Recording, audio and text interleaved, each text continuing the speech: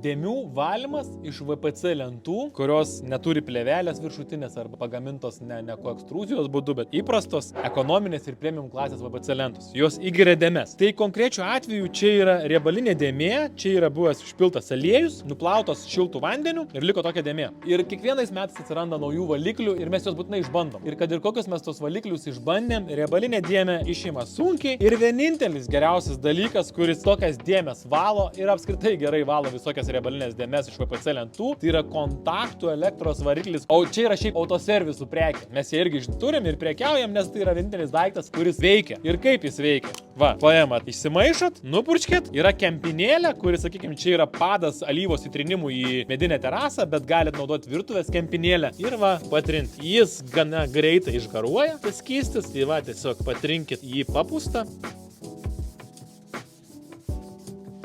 Ir riebalinė dėmė dingsta. Gali tekti iš 2 kartų gal pavalyti, bet dažniausiai jos nebebus. Ir geresnės priemonės nei elektros kontaktų valiklis neradom, tad šitą dalį papasakojęs turiu perduoti linkėjimus Laurynui ir Astai iš įmonės Seimosta, nes tai yra jų atradimas ir kreditai jiems.